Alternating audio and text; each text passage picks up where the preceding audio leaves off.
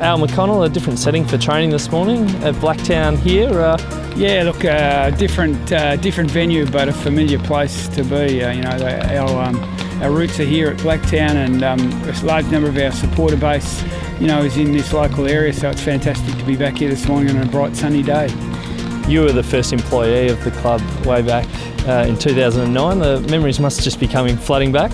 Yeah, we had some interesting times here, mostly really good and positive, but, a few struggles as well. It was a difficult time putting a club together from the outset. I remember, for example, our boys having to carpool to get to training in those days. So lots of interesting challenges that one reflects on. And also today, spending some time at Rooty Hill RSL, a really important part of the club's journey as well. Yeah, look, we're blessed that the Rooty Hill RSL took us to their soul and gave us somewhere to run our football program out of. They're great hosts over a significant period of time, and looking forward to going back there for lunch today. I can recall back to, I think it was September 2010, when the phone call came in that in 6 weeks' time you're about to be founded, when all the draft picks needed to come together and you needed somewhere to meet. And I suppose you required a home. So 6 weeks later, I think there was probably about 30 kids, still some of them still in their school uniforms, others straight off the farm. But it was just a great time, just seeing a young club boys become men, or a club becoming formed. There's only a couple of us boys left in Jeremy and Dill, so it's great to see how big it's got. It wasn't this big when we first got here at 17, but it's great to see the boys get back here and enjoy their time here. It was pretty much Choco and She's taking the touch in Rooty Hill RSL in the hallway, which Jezza loved doing. We didn't, have the facilities back then, so we used to do, lane work and a few little ball skills up and down the corridors. It was quite interesting because the corridors weren't very big, and a lot of guys, including myself, went through the wall quite a few times. If if Rooty Hill wasn't here, then maybe we wouldn't even be here at this time. So it's good to get the boys back, and the likes of Stevie J and that come from Geelong to see what the Giants start up as out here out west. So it's great.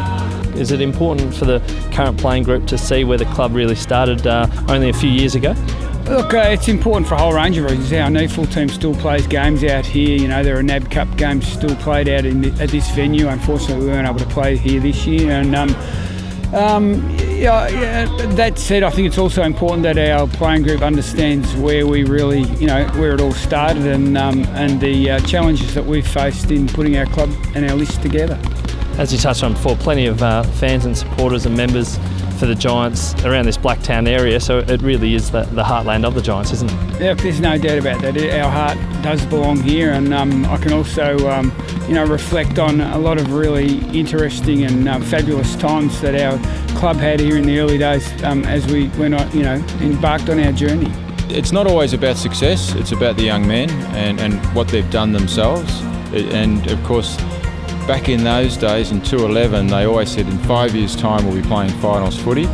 Well, that looks to probably to be the case, but it's right from the very top. The coaching staff, the administration, the players, the support staff, they're just a unit. It's just a family. So the connection we've had over the years, and it didn't stop when they started in 2010, it's been all the way through, even today, back in 2016, or in 2016 now, they've continually come back and kept in contact, regardless.